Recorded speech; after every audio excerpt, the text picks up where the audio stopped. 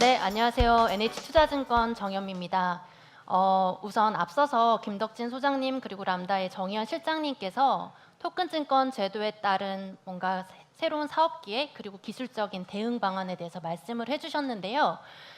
다양한 이해관계자들이 존재할 것 같습니다. 사실 그럼에도 불구하고 토큰 증권 제도 정비에 따라서 아마 가장 많은 고민과 부담을 갖고 있는 것이 바로 증권사라고 말씀드리고 싶습니다.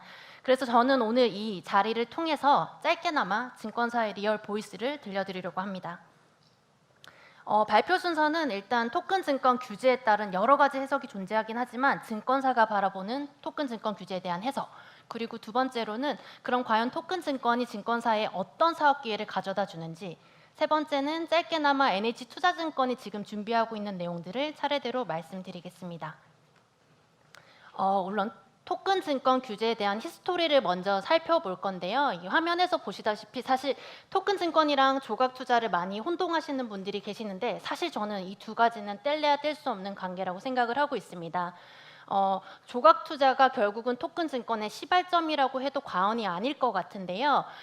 화면의 타임라인을 한번 같이 따라가 보면 작년 4월에 뮤직하우에서 조각 투자 관련된 가이드라인이 발표가 되었었고요. 그 다음에 작년 10월에 보면은 신탁의 대상 범위 확장 및 그 다음에 신탁 수익증권 제도화와 관련된 신탁업 혁신 방안이 발표가 되었습니다.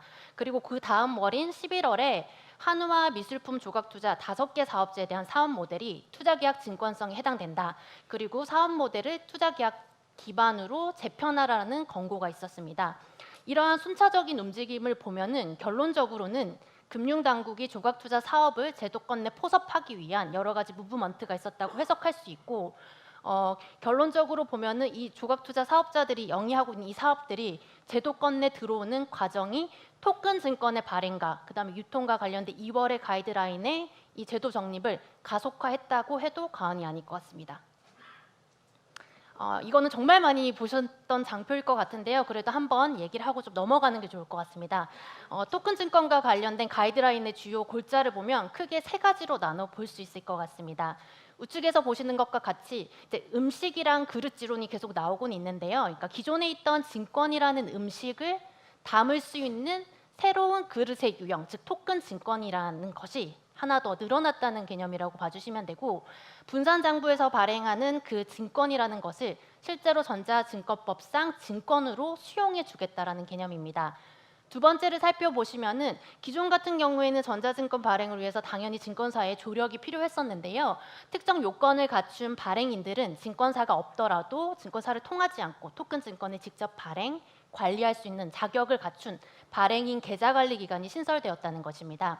그리고 세 번째 마지막을 보면은 사실 투자계약증권과 비금전 신탁 수익증권에 대한 유통 규제는 사실 공백이 존재했었는데요. 이런 공백을 해소하기 위한 장외거래 중개업자 라이센스가 신설되었습니다. 토큰 규제 관련해서 조금 더 금융의 핵심 정책 의도가 뭔지를 면밀하게 좀 살펴봤습니다.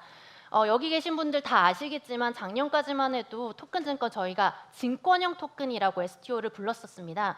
근데 올해 2월 가이드라인에 STO라는 아이가 토큰 증권이라는 진짜 이름을 갖기까지의 과정을 한번 살펴볼 필요가 있을 것 같습니다. 우측에 보시는 것과 같이 사실은 블록체인이라는 기술을 접목해서 다양한 권리와 자산의 증권화가 가능해졌다. 상당히 긍정적인 해석으로 볼 수 있습니다. 또한 어찌 보면은 고객들의 취향이나 정서를 반영할 수 있는 아주 엣지 있는 상품들이 많이 나올 수 있을 것 같습니다. 또한 혹여 거래소에서 거래되고 있는 코인들 중에서도 증권성이 해당되는 상품들은 증권 제도 안에 들어올 수 있는 기회가 생겼다고 볼 수도 있을 것 같습니다. 하지만 앞에서 말씀드린 것과 같이 결국은 이 모든 것들이 증권에 해당되므로 우리 투자자 보호를 최우선으로 하는 자본시장법상 증권에 해당되는 규제 준수는 반드시 필요할 것입니다. 그리고 두 번째로 보면은 토큰 증권 같은 경우에는 조각 투자 사업자들 그리고 제3의 어떤 신규 플레이어들의 시장 진입을 촉발하고 있습니다. 그럼에도 불구하고 제가 앞에 말씀드렸듯이 이건 증권이기 때문에 증권으로 거듭나기 위한 어떤 소요 비용들, 규제 준수 비용들, 그 다음에 아직까지 규제하까지 불투명하기 때문에 그간 사업에 대한 불투명성들, 이 모든 것들이 소규모 사업자들에게 상당히 감당하기 어려운 리스크라고 볼 수 있을 것 같습니다. 따라서 증권사 입장에서는 결론적으로 토큰 증권이라는 것은 증권사가 주도권이 매우 강력한 사업 구조가 예상될 수 있을 것 같다입니다. 그리고 세 번째로 좀 긍정적인 시그널을 살펴보자면은 결론적으로는 이제 블록체인이라는 기술이 토큰 증권에 접목되게 되는데, 이 블록체인이라는 기술이 우리가 말하는 증권의 발행, 결제, 청산에 과연 적합한 기술인지를 우리가 검증할 수 있는 본격적인 장이 열렸다라고 봐도 과언이 아닐 것입니다. 조금 더 과하게 해석을 해보자면 결론적으로는 블록체인이라는 원천 기술 자체가 어찌 보면 금융권에 안착하느냐 아니면 포섭되느냐 이런 것들을 검증할 수 있는 어떤 판단의 기로가 열렸다라고 봐도 될 것 같습니다. 앞으로 이제 규제 관련된 내용들은 간략하게 말씀을 드렸는데요. 그러면은 과연 이 토큰 증권이라는 제도 자체가 증권사에 가져다 주는 사업 기회는 뭐가 있을지 한 번 더 살펴보도록 하겠습니다. 사실은 증권사 입장에서는 증권사가 보유하고 있는 전통적인 역량을 기반으로 IB부터 시작해서 리테일까지 사업 영역 전반에 걸쳐 다양한 사업 기회가 존재할 수 있습니다. 좌측부터 한번 따라가 보겠습니다. IB나 세일즈 앤 트레이딩, 홀세일 쪽을 먼저 살펴보면 기존에는 지분증권이나 채권 기반으로 저희가 증권 인수기관 역할을 했었다면 향후에는 새로 생겨나는 신종증권에 대한 증권 인수기관 역할을 할 수 있을 것입니다. 또한 신종증권에 대한 리드 투자도 가능해질 거고요. 그 다음에 향후에 유통시장이 뭔가 활성화됐다고 가정했을 때는 유동성 공급을 위한 마켓메이커, LP 역할 또한 증권사가 수행할 수 있을 것 같습니다. 그리고 신탁업 라이센스를 보유하고 있는 증권사들이 있는데요. 이런 경우에는 신탁업 라이센스를 기반으로 기초자산의 안전한 보관뿐만 아니라 신탁 수익증권 발행을 통해서 사업 영역 확장이 가능해질 것입니다. 그리고 디지털 사이드를 좀 살펴보면은 그동안 하지 않았던 발행사들을 위한 전용 계좌 체계, 그 다음에 발행사들의 토큰 증권 발행을 지원할 수 있는 인프라, 이러한 것들을 기반으로 새로운 신규 수익원 창출이 가능해질 것이라고 보고 있습니다. 그리고 전통적인 리테일 사이드로 한번 가보면 향후에는 이제 PB들이 직접 토큰 증권을 판매하고 또 브로커리지 할 수 있는 기회들이 생길 수 있고요. 좀 더 나아가서는 고객들이 이제 갖고 있는 상품 포트폴리오 내에 저희들이 잘 알고 있는 토큰 증권들이 흡수돼서 좀 더 폭넓은 종합적인 자산 관리 서비스 제공이 가능해질 것이라고 보고 있습니다. 여기를 보시면은 한마디로 토큰 증권이라는 게 특정 조직에 국한된 어떤 아젠다는 아니라고 생각을 합니다. 그러니까 증권사 입장에서도 장기적으로는 전사 관점에서 토큰 증권을 같이 바라보고 반드시 함께 준비해 나가야 될 과제라고 인지를 하고 있습니다. 제가 최근에 이제 기자님들께서도 이제 토큰 증권에 관심을 많이 가져주셔가지고 인터뷰 같은 것들을 많이 하게 되는데요. 그 인터뷰 사전 질의서에 꼭 포함되어 있는 질문 중에 하나가 증권사는 토큰 증권의 발행, 유통 어디에 더 집중하고 계십니까? 라는 질문이 항상 들어 있습니다. 그래서 보면은 사실은 제가 뭐 증권사마다 답이 다를 수는 있을 것 같은데 일단 저희 쪽에 답변을 드리자면 뭐 두 개, 발행, 유통 둘 다입니다. 이제 표에서 보시다시피 사실은 이 추진 준비도 측면에서 우선순위를 물어보시면은 당연히 이제 발행 비즈니스를 먼저 준비하겠다라고는 말씀드릴 수 있는데 타입 1 토큰 증권의 발행 비즈니스를 시작으로 해서 타입 2 토큰 증권의 유통 비즈니스를 저희가 준비를 하게 되면요. 타입 3 토큰 증권의 발행과 유통이 커버리지를 다 가질 수 있는 사업 모델로의 전환이 자연스럽게 일어날 거고 사실 이 모든 것들은 어찌 보면은 증권사가 당연히 가져가야 될 역할인 것이며 또 기존의 증권사가 보유하고 있는 고객들이 또 몇백만 명이 넘지 않습니까? 이런 고객들뿐만 아니라 토큰 증권을 통해서 새로 유입되는 고객들이 있을 수 있는데 그들 입장에서 봤을 때도 서비스의 연속성 측면에선 당연히 증권사는 발행, 유통 이 두 가지를 다 준비해야 된다고 보고 있습니다. 하나씩 좀 살펴보도록 하겠습니다. 첫 번째는 토큰 증권의 발행 비즈니스 모델입니다. 딱 보시는 바와 같이 사실은 기존의 증권사에서 전통 IB 쪽에서 하고 있는 자금 조달, 자산 유동화 비즈니스랑 크게 다르진 않습니다. 하지만 큰 차이점이 존재하는데요. 바로 저희들이 직접 증권을 인수 주선하지 않고 일단 계좌와 발행이 가능한 발행 인프라만 제공한다는 점에서 초기에는 차이점이 당연히 존재할 수 있습니다. 하지만 증권사 입장에서도 장기적으로는 저희들이 증권을 인수 주선하고 직접 발행하는 모델까지 확장을 당연히 염두에 두고 있습니다. 우선 이제 토큰 증권 발행 비즈니스의 핵심 성공 요인이 뭐냐고 이제 저희들도 고민을 많이 해보는데요. 결론적으로는 아까 또 실장님께서도 말씀해 주셨지만 타사 대비해서 얼마나 더 엣지 있고 혁신적인 기초 자산을 보유하고 있는 파트너사를 우리가 보유할 수 있느냐. 그다음에 또 하나는 결론적으로는 분산 원장의 그 신뢰성 기반으로 증권이라는 것이 발행되게 되는데 이 노드에 참여하게 되는 이 참여자들을 얼마나 더 신뢰성 있는 기관들을 우리가 섭외해서 이 노드를 안정적으로 운영하고 증권을 안정적으로 발행할 수 있느냐, 이게 가장 키포인트라고 저희는 생각을 하고 있습니다. 발행 비즈니스 앞에서 말씀드린 것처럼 사실 순차적으로 좀 증권사 커버리지가 늘어날 것 같기는 한데요. 초반에는 이제 조각투자 사업자들이 발행하는 것들에 대한 발행 지원으로 시작해서 중간에는 그들이 발행한 증권 중 일부를 인수해서 저희 고객 대상으로 모집 주선하는 행위, 그리고 향후에는 증권사가 직접 상품을 소싱해서 우리 고객 대상으로 판매하는 것까지 장기적으로는 확장될 수 있을 거라고 생각을 하고 있습니다. 세 번째는 결론적으로 앞에 말씀드렸던 타입 1의 토큰 증권의 발행, 타입 2 토큰 증권의 유통, 이 두 가지가 병합된 모델이라고 볼 수 있는데요.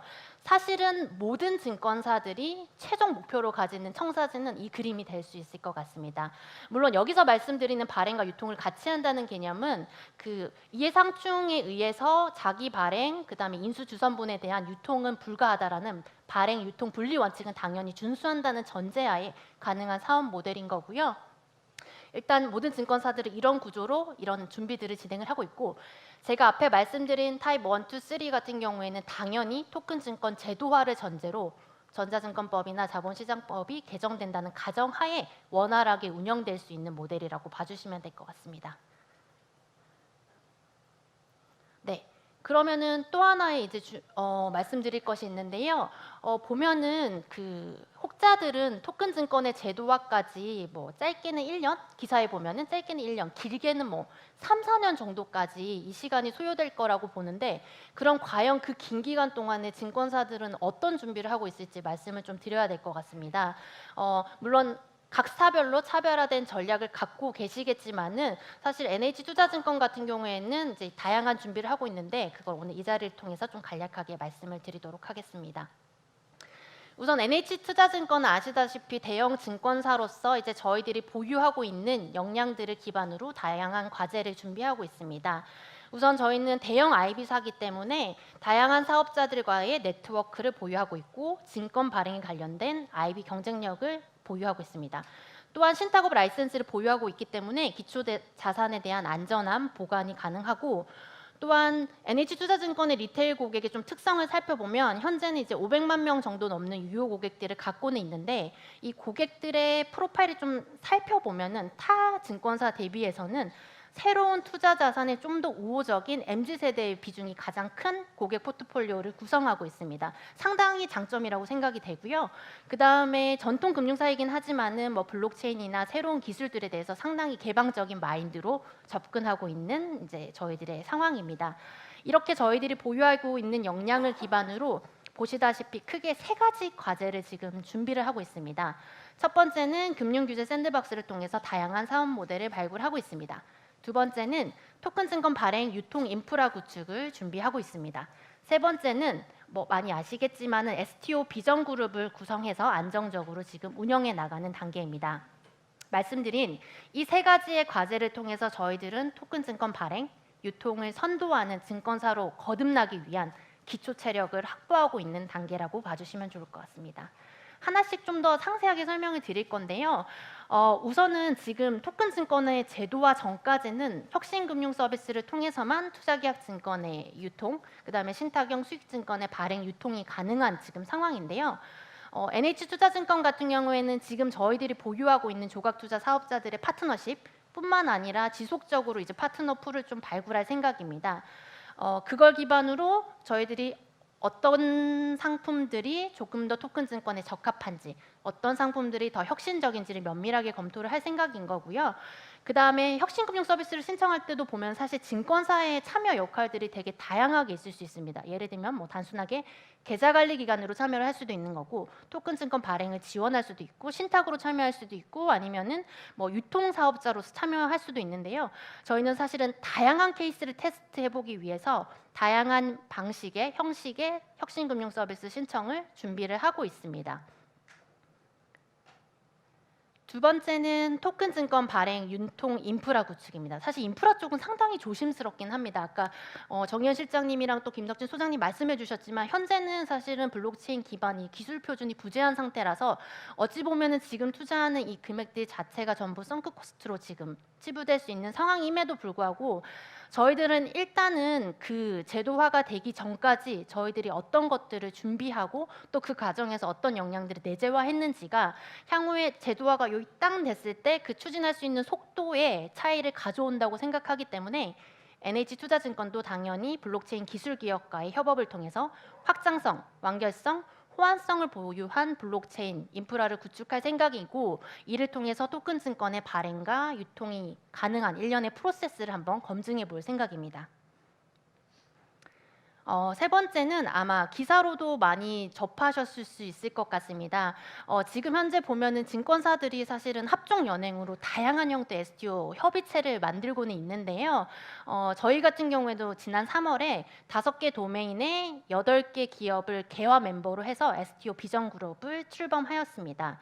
저희가 지금 운영하고 있는 STO 비전 그룹은 3가지 원칙이 있는데요. 첫 번째가 고객이 우선, 두 번째는 협업을 한다, 세 번째는 업계를 선도한다. 이 3가지 원칙을 기반으로 지금 STO 비전 그룹을 운영하고 있고 저희의 목표는 뭐 이걸 갖고 노드를 운영해서 뭐 인프라를 구축하겠다 이런 개념보다는 건전한 STO 생태계를 구성하고 실제로 토큰 증권의 표준이 될 수 있는 플랫폼의 표준을 정립하겠다 이러한 목표로 지금 운영을 하고 있고요. 오늘 이 자리에도 정말 다양한 업종의 아마 기업들이 참여를 해주신 것 같은데요. 이 기업들 대상으로도 이제 STO 비전 그룹이 향후에 더 많은 사람들과 고민하고 앞으로 나아갈 수 있는 기회장이 되기를 바라보겠습니다. 제가 이제 Keep Going Never Give Up이라고 했는데 사실 증권사 입장에서는 이 어떤 긴 여정이 너무 힘든 것 같습니다. 그럼에도 불구하고 증권사는 이 과정을 계속해서 이어나갈 건데요. 일단은 금융위가 만들어낸 이 토큰 증권이라는 혁신적인 규제에 부응하기 위해서 저희들은 계속해서 준비를 할 거고요. 그 다음에 아마 이런 비즈니스에 참여하고자 하는 기업들이 이제 준비를 하다 보면 분명히 그 공백들이 생길 것 같습니다. 그래서 그 공백을 메워주는 역할이 바로 저희 퍼실리테이터, 그 다음에 조력자인 증권사의 역할이라 생각하고 계속해서 준비해 나가도록 하겠습니다. 네, 경청해 주셔서 감사드립니다. 네, 좋은 발표 감사의 말씀을 드리고요. 시간이 한 7분 정도 남았습니다. 되게 시간을 잘 효율적으로 사용해 주신 것 같은데요. 일단은 퍼실리테이터라 그래서 촉진자의 역할이 증권사의 이 촉진자 역할이 굉장히 강조된 것 같습니다. 제가 좀 궁금해서 몇 가지 여쭤보겠습니다. 네. 그러니까 증권사가 있고 또 뭐 이 은행들도 있을 거고 그런데요. 그러면은 은행하고 증권사는 이 STO 마켓에서 경쟁사가 돼야 될지 아니면 협업 파트너가 돼야 될지 뭐 이런 것들이 좀 궁금합니다. 그래서 은행의 역할이 어떻게 발전해야 되는 건지 그에 대해서 좀 설명을 해주시기 바랍니다. 네, 뭐 증권사로서 이제 은행의 역할을 답변드리기가 상당히 조심스럽기는 한데요. 저희도 사실은 이제 이 비즈니스를 준비하면서 은행들이랑도 많이 얘기를 하고는 있습니다. 그래서 은행 입장에서 사업의 기회를 한번 조심스럽게 살펴보자면은 일단 은행 같은 경우에는 증권사보다는 신탁에 더 강력한 이제 강점이 있기 때문에 신탁업 라이센스를 기반으로 기초자산에 대한 동산 신탁 쪽으로 참여를 할 수 있을 것 같고요. 그 다음에 또 두 번째는 은행 또한 발행인 계좌관리 기간의 요건을 충족하게 되면은 직접 토큰 증권 발행이나 계좌관리 기간으로 참여가 가능할 것 같습니다. 그 다음에 또 하나 이제 모 은행 같은 경우에는 최근에 이제 기사로 접하기도 했었는데요. 기존에 이제 증권사들이 조각투자랑 협업하기 전에 이미 조각투자 서비스의 고객 예치금 관리 서비스, 펀뱅킹 서비스로 이미 그들과의 강력한 바인딩을 갖고 있는 은행들이 있습니다. 그런 은행들 같은 경우에는 새로운 사업으로 토큰 증권 발행 인프라를 일단 구축을 하고 그들 대상으로 자금 이체, 그 다음에 증권과 관련된 이런 서비스들을 동시에 지원할 수 있는 신사업 모델로도 접근이 가능할 것 같습니다. 네, 감사합니다. 펀드를 이렇게 보유하고 있는 주체들도 있을 것 같은데요. 그러면은 기존의 펀드들이 자신이 가지고 있는 펀드들을 조각해서 STO를 통해서 뭐 지분 판매가 가능한 구조로 발전할 수 있을 건지 그거에 대한 견해를 좀 얘기해 주시기 바랍니다. 네, 이거는 진짜 더 조심스러울 것 같긴 한데요. 저 사견을 말씀드리는 게 더 나을 것 같긴 합니다. 저희도 사실은 이제 가이드라인을 보고 많은 해석들을 좀 하고는 있는데요. 실제 아까 전에 이제 김덕지 소장님이 보여주신 이제 큰 그림에서 보면은 사실은 증권의 유형과 관계없이 모든 것들이 토큰 증권으로 이제 화살표가 가 있기는 합니다. 하지만 분명히 이제 그 화살표의 실선과 점선의 차이는 존재할 거라고 저는 생각을 하고요.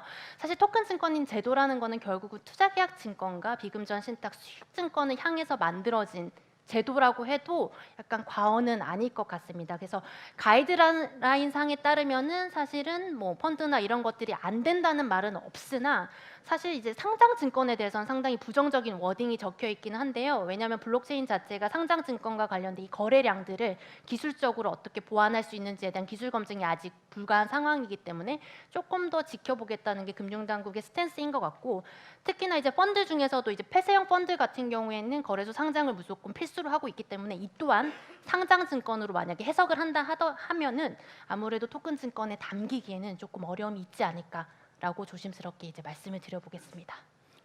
네, 역시 한 4분 정도 더 남아서 하나 더 준비를 하겠습니다. 이 발표를 아주 잘 해주셔가지고 제가 발표할 때 뭘 하나 빼먹어가지고 딱 그만큼 예, 비는 것 타입 같습니다. 세 가지 타입이 있었는데 네, 제가 한 가지 비즈니스의 타입 한 타입을 빼먹었네요. 설명을 뺐습니다. 네, 그래서 맞습니다. 예, 그런 것 같습니다. 네. 예탁 결제원이 혹시 이 플랫폼 아니면 여기 참여해서 뭔가 이 적극적으로 참여한 형태로 이 비즈니스 형태가 가능할지, 왜냐하면 제가 이렇게 은행이 있고 증권이 있고 아까 자산 보유사들이 있고 굉장히 많은 기술을 개발해야 되니까 기술사들도 참여해야 되고요.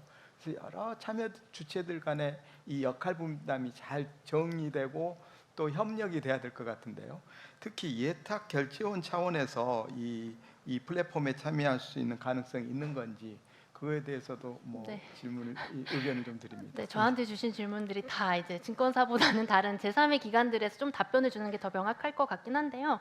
저희도 사실 예탁결제원이랑 미팅을 자주 하고 있습니다. 물론 이런 목적으로 하는 건 아니지만 전반적으로 미팅을 많이 하고는 있는데 일단 이 또한 가이드라인만 갖고 접근을 해보자면은 기존의 전자증권과는 다르게 이제 토큰 증권에서는 예탁결제원의 역할이 조금 달라집니다. 예탁결제원은 사실은 토큰 증권에 대한 총량 관리랑 증권의 외형적인 요인에 대한 심사 역할만 토큰 증권에서는 하게 되는 거고요. 아까 말씀해주신 것처럼 결국은 뭐 결제나 청산 이런 것들은 발행인단에서 다 계좌관리단에서 일어나는 것들입니다. 그렇다고 봤을 때 사실은 금융사들이 여러 가지 메인넷을 구축했다고 봤을 때 예탁결제원이 직접 노드로 참여하는 게 가장 베스트일 수는 있으나 뭐 예를 들면은 뭐 10개, 100개의 노드가 만들어졌다고 했을 때 거기에 예탁결제원이 다 들어온다는 거는 사실 현실적으로는 어려움이 있을 것 같고요. 그다음에 실제로 저희들이 분산 원장을 구축하는 요건이 이제 가이드라인에 나와 있는데 전자등록 기관이 노드 참여자의 OR 조건이지 필수 조건은 아닙니다. 그래서 이거는 예탁결제원에서 아마 고민을 해야 될 문제일 것 같고, 분명히 블록체인상에서는 노드에 직접 참여하지 않아도 총량 관리가 가능한 이런 기술적인 지원이 있는 걸로 알고 있습니다. 아마 예탁결제원이 이런 기술적인 방식으로 풀 수 있는 것들을 더 많이 고민하지 싶습니다. 예, 감사합니다. 이 시간이 다 된 것 같습니다. 이제 이 좋은 발표를 해주신 정연미 부부장님께 다시 한번 감사의 박수를 주시기 바랍니다. 네, 감사합니다. 네.